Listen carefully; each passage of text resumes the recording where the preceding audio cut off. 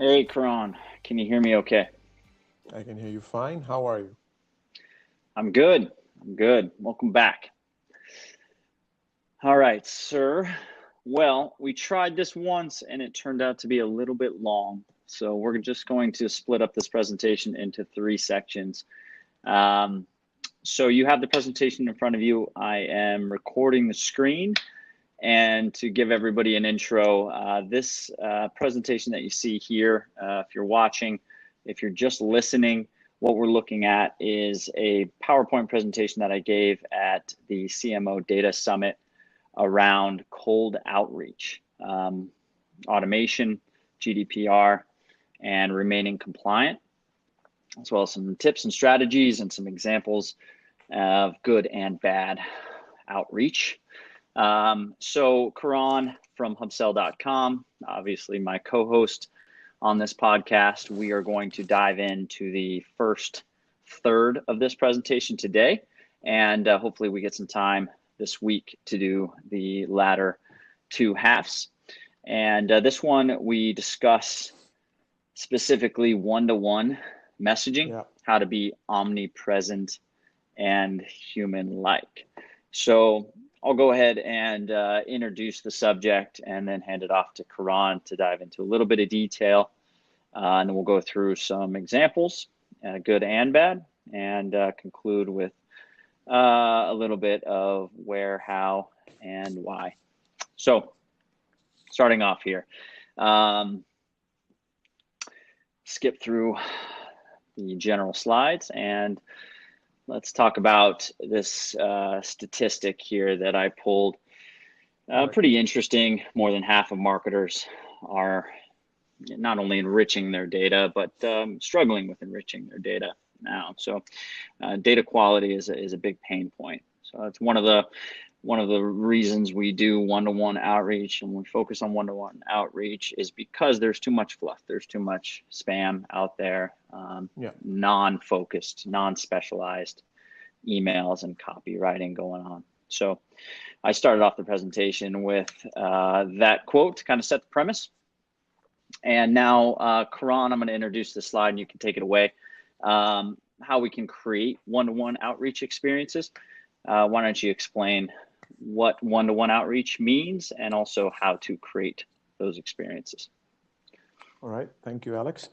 A one-to-one outreach is one that is not part of a mass mailing. It could be automated, but it's not part of a mass, let's say, blast or newsletter.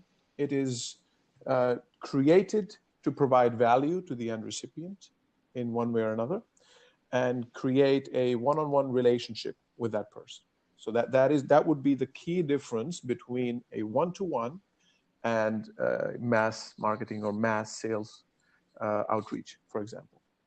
Now, one of the first thing you're going to do, which you're going to need to do in order to target people in a very one-to-one context is have information on them to the level that you can specify them in very, very narrow buckets. That brings us to the first step.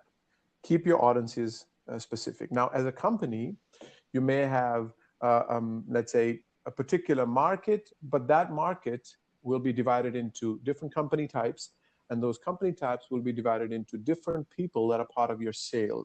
You could have a facilitator, an economic buyer, an end user, a decision maker, internal champion. There are many, many roles that people will play. And in the end, the message that you're sending should reflect that person's role, their day to day, your product's solutions value to them, the pain point that you're lifting, alleviating from their day to day, and so forth.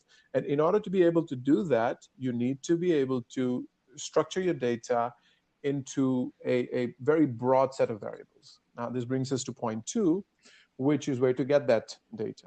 Now, as we read right on the previous slide, getting qualitative data, getting data in general, but especially getting qualitative data is one of the key barriers for salespeople and marketers. Now, there are good reasons for that. It is hard to find, but another thing is people don't really know how to treat data, right? And a lot of data is available, and social media is one of the great examples. For example, LinkedIn, in Europe, Zing, Angel.co, Crunchbase. There are several different sources that you can use to get a lot of data. And then once you have that data, you can further structure that data. You can further categorize that data to have a very, very clear idea, and put people in different, very narrow buckets to be able to target them. Once you have people in narrow buckets and that describe them very accurately as per, let's say, the language that you want to use them, you can utilize dynamic text. An example of that would be if a person in their company, let's say you're targeting 4 different departments. Let's say you're targeting general management, so C-level people. You're targeting marketing, sales, and business development, right? I'm giving you an example of how we are targeting our own, sales automation for our market. Now, for all 4 of these different people, I could use the information about their department to make the text dynamic, to automatically change the text and make it fit their day-to-day, what is relevant for them. For example, for a CEO, it is relevant that the ROI is better. For a business development representative, maybe also a salesperson, they're more interested in what kind of conversion they're getting. For marketing, they're again interested in another thing that might be a little bit different from salesperson. So having the right data and having tools, or let's say even within your team, dividing those people into narrow buckets will allow you to use highly targeted, or in other words, dynamic text.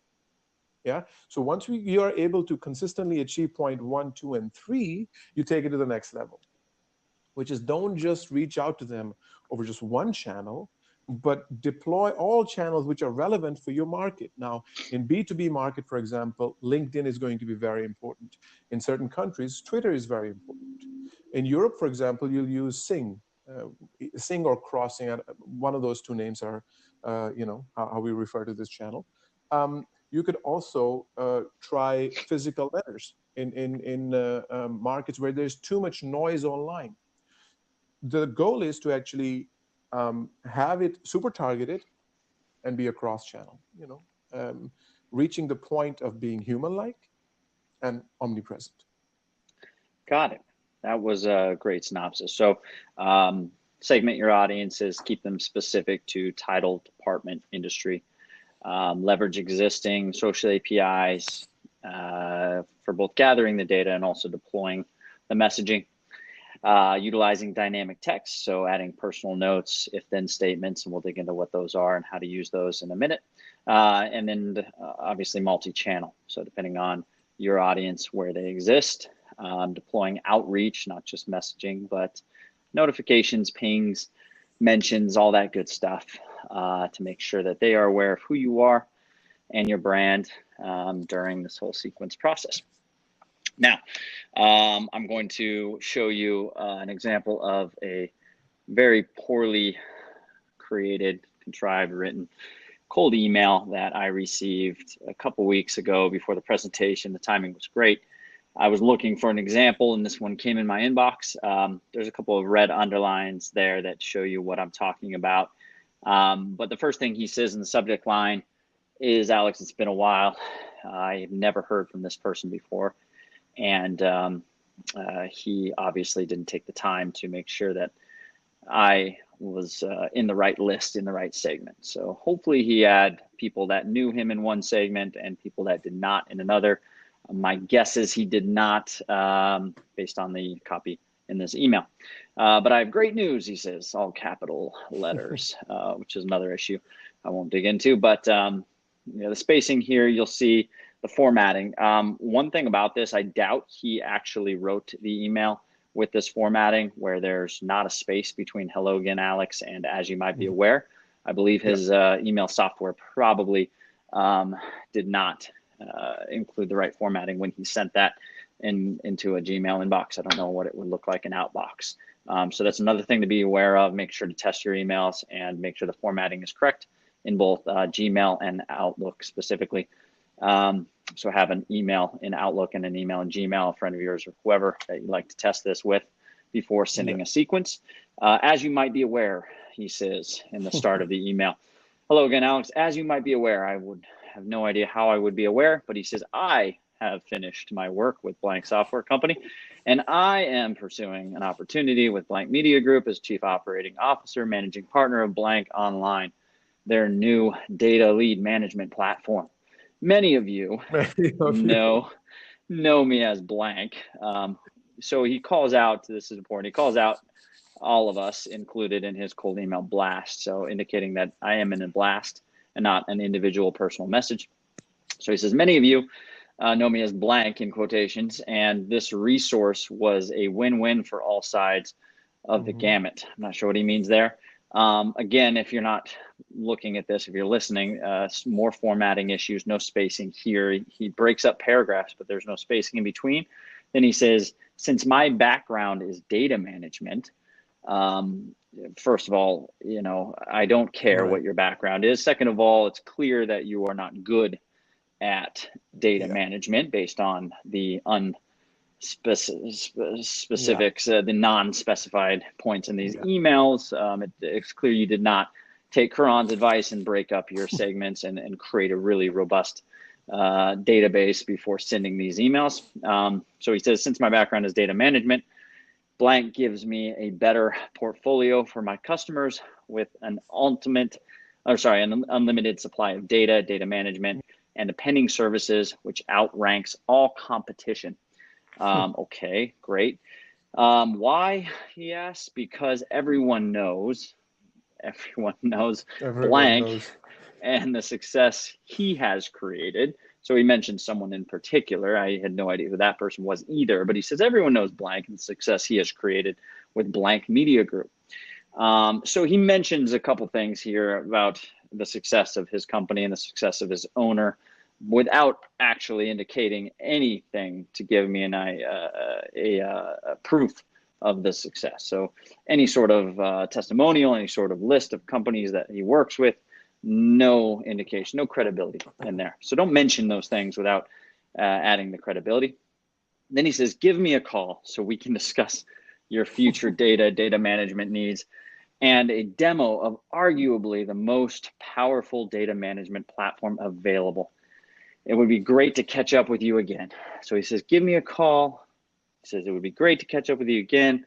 There's conflicting calls to action here at the end. And I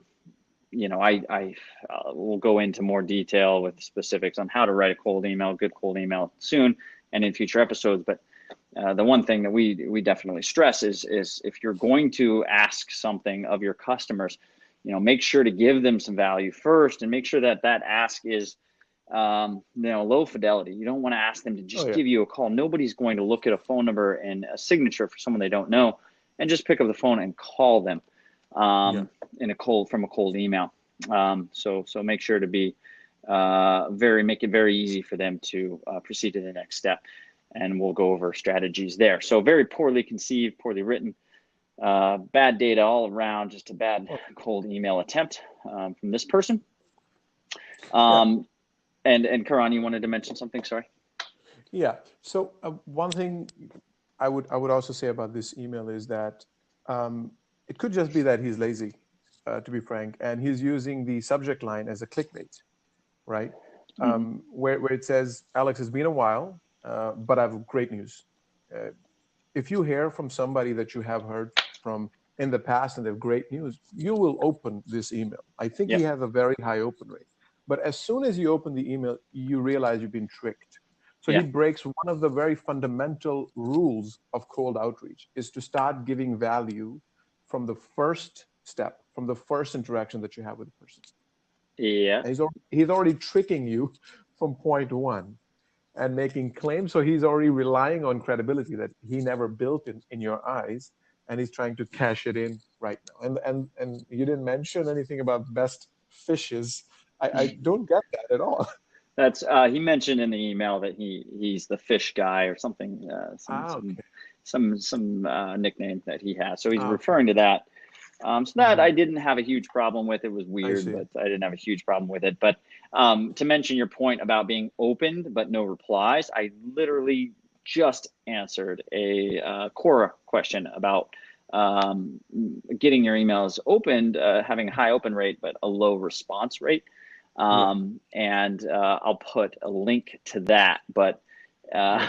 it's a very interesting topic because a lot of people that are performing cold emails, they'll look at just the open rates and they'll see a high Yeah. open rate and they'll just continue blasting people without really measuring the KPIs that matter, which are not only Yeah. reply rate, but positive reply rate. And we'll dig into Oh, what yeah. that means. So I'll link that Yeah. question in the notes here at the end. But let's dive into a couple use cases.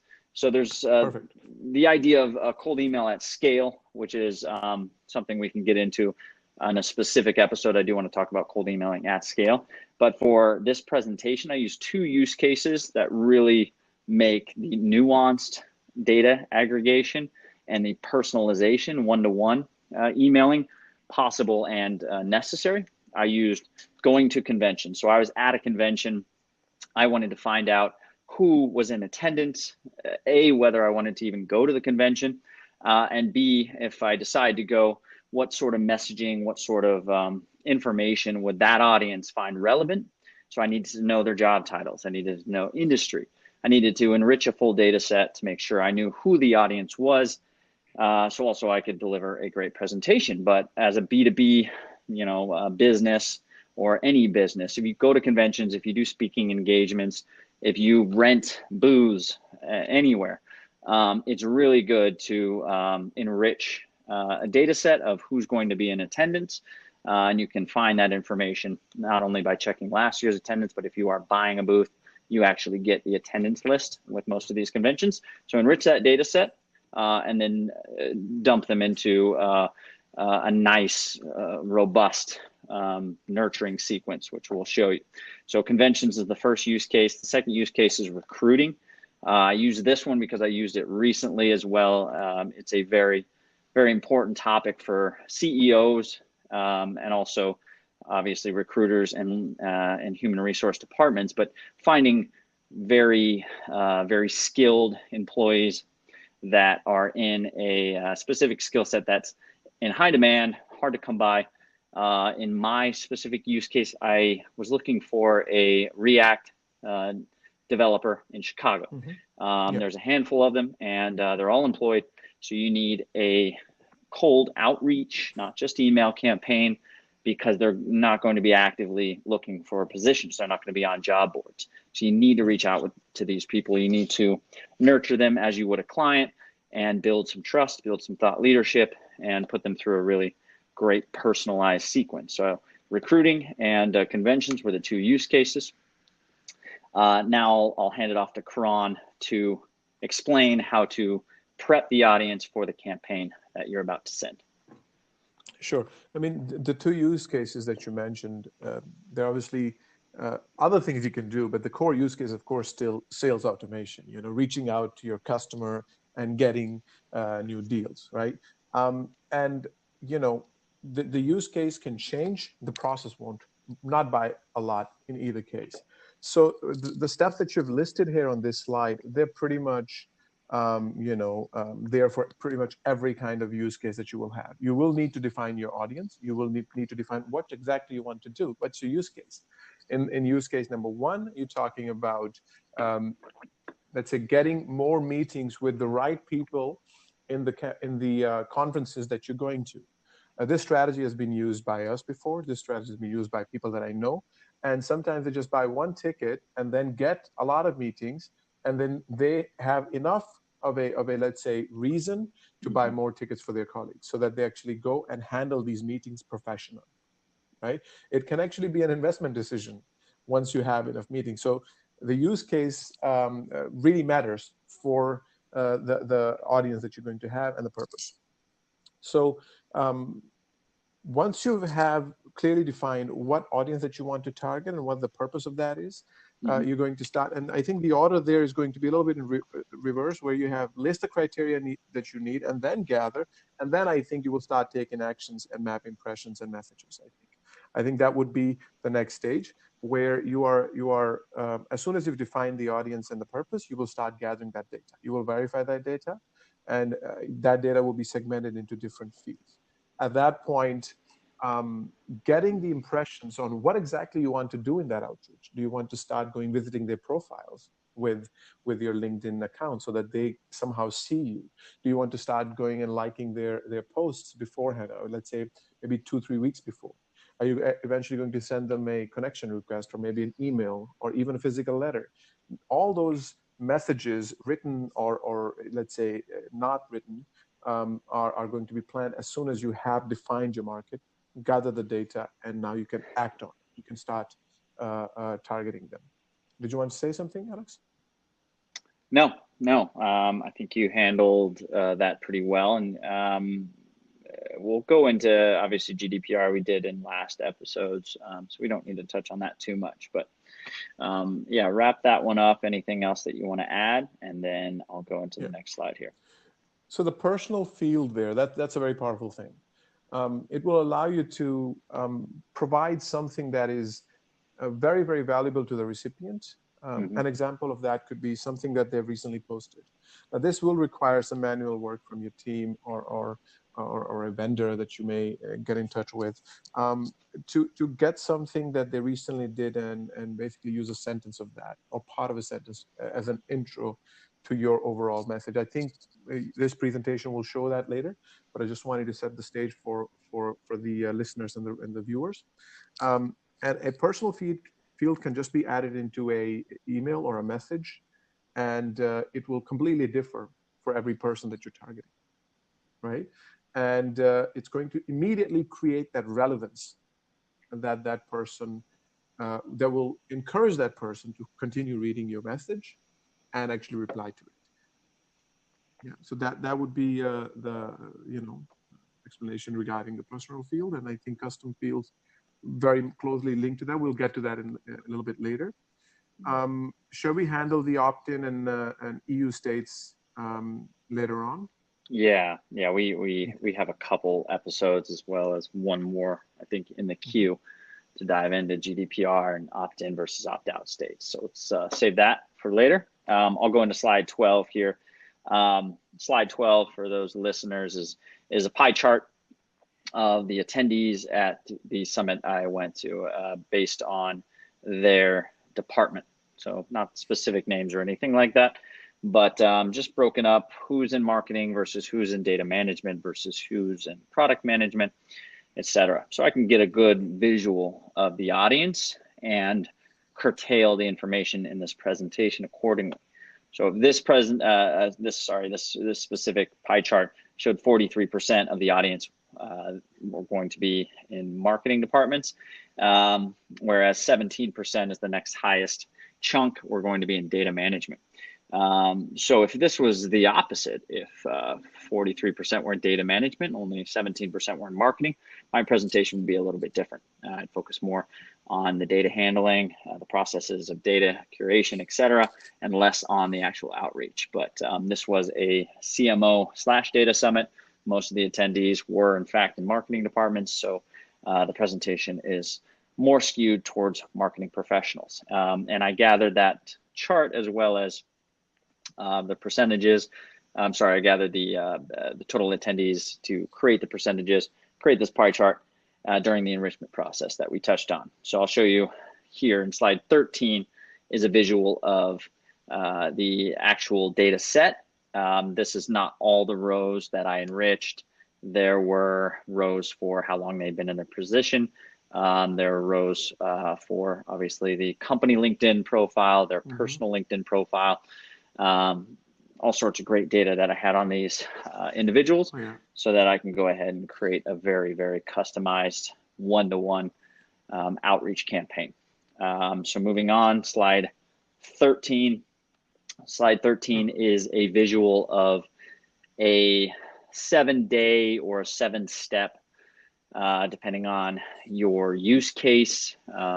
It can be broken up however is best for your audience and your timeline, but the steps are what's important. So I have on my specific use case, which is outreach to the attendees at this summit where I was speaking. Day one was building the audiences, curating the curating the list, enriching the data.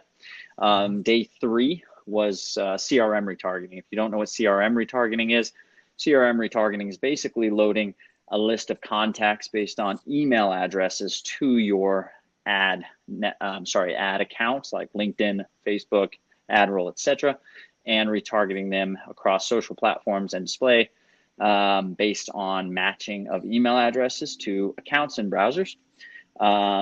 So loading the enriched audiences into my retargeting campaigns and serving them, which I'll show you in a minute, something that shows thought leadership. So I want them to see my face associated with something that says Alex knows what he's talking about before they decide to show up at my talk at the summit. Day five, the next step, step three, is social profile impressions, which I like to use. And obviously this can be different depending on the sequence and depending on the use case, but I chose to do a social profile impression. In this case, it was a connection request and a message, an add note message on LinkedIn, mentioning that I'm giving a talk and hoping that they can come.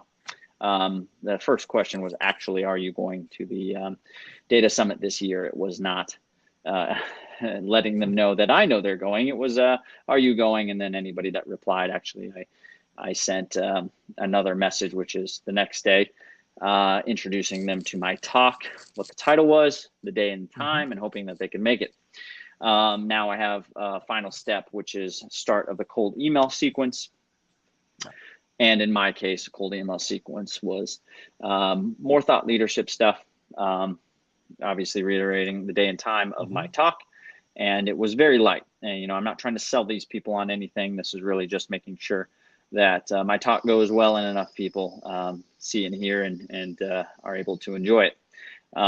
Slide 15, I'll just touch on this real quick because most of you are not viewing, but it shows a picture of the data set in step one, enriching the data, a picture of the retargeting ad that I sent, which was a review of cold email platforms that Karan and I did recently.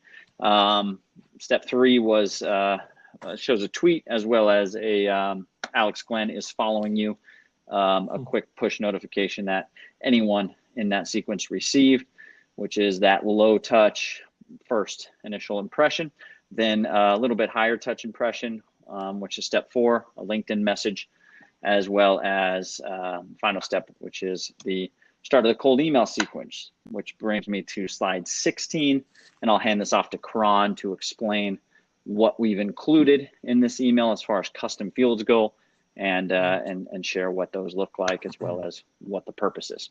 So go ahead. Right. Well, what you see in the subject already is that you are using their own company name and your name in the subject line, right? What you're trying to show there is that this is already targeted to your company name, right? Imagine receiving, for example, let's say Hubcell and Alex Glenn. Yeah, I would most probably open this email, and then immediately in the first line of the email, and this, by the way, will be visible from the email preview, where you say, I saw your post about data management on LinkedIn. This will actually be visible when the email comes in, and I can see it on my mobile phone or on my MacBook. Before opening the email, I'll see up to 25 to 30 characters. So this is great that you're already pointing out that you have done some work on who I am. You've seen my post on data management on LinkedIn. And this is one of the examples of those personal notes that you can put in there. You already put it in here, but you also put it later as an example of the placeholder. But this would be then an example of that you did your research, you found out what they have recently done and what's important for them, what is interesting to them recently, fresh in their mind, and you put that as your intro text into the message. We immediately hook them for the rest of the email or message as well, and they'll read through it. After that, what you're using actually is dynamic placeholders, where you may target them differently based on which department they're in or which role they have or how senior they are, how long they're in the position, and so forth. But really a lot of work that you can do before you start adding these people into a campaign is to enrich them with your personal notes on them. Sure, it'll be a little bit manual and some manual work, but the results that you can get from that. Imagine you looking at their profile or their information or the company or their company's blog, and then creating a sentence that in your mind is going to be relevant to them, and just you add that sentence in that row of that person, and then target them one-on-one automatically with that information in the email. Has a very strong impact, right? I think the further down there, you're using sender ID name, which is, you want to be able to share this same email or template with your colleagues. If you actually put your name in there, then it can only be sent by you. But if you use a placeholder there, your colleagues can share it as well. And obviously, it is obliged, you're obligated by law to put your signature, which includes an opt-out link and your address, your contact information, and so forth. So I think this is a great example of an email. I wonder if I'm pretty sure you got a lot of positive replies from this. Got it. Great. So you touched on the important parts, the if-then statements, personal notes, subject line being dynamic as well, not static, adding the signature. Great formatting. If anyone isn't looking, the formatting looks good. It's digestible. Looks a little hectic with the placeholders, but I assure you once it comes into an inbox, it looks very, very clean and concise and to the point. So great first email example there. And slide 17, I'll just touch on this real quick and then hand it back to Karan. How to be both automated and human-like. So a big part of this discussion was human-like, one-to-one contact, one-to-one messaging. So Karan mentioned dynamic, customized copy, dynamic placeholders. I mentioned a bad example of keeping the recipient at the center. So point 2, keep the recipient at the center.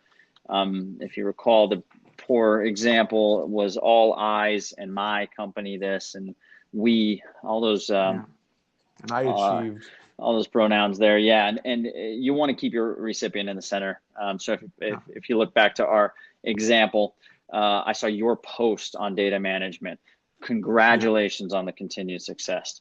All about the receiver, not about me and what I need and what I'm doing. So keep the recipient at the center. Now, Karan will mention the last 2 points here for you. I think he has some better insight on those 2. Yeah, I mean, they kind of are dependent on point 2 and 1, of course, as well. Initiating a dialogue instead of a sale, this should just be the basis of all outreach.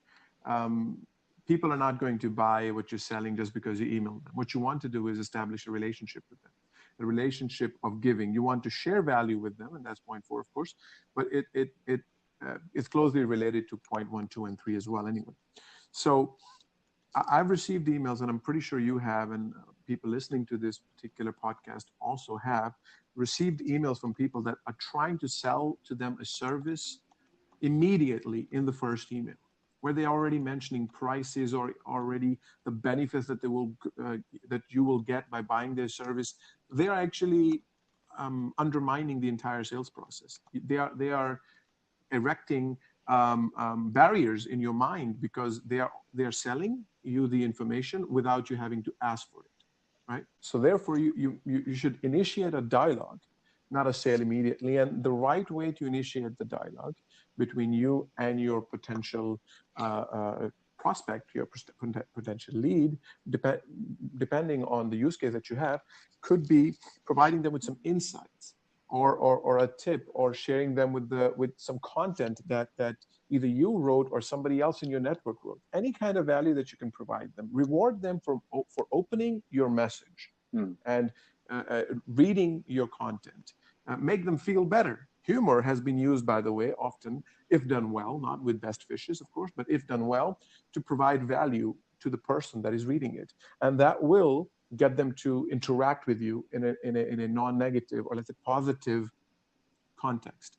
So if you can follow all these 4 points, target your copy to the person receiving the message, make them the center of your content. You know, we are all humans. We want to hear and see things about us.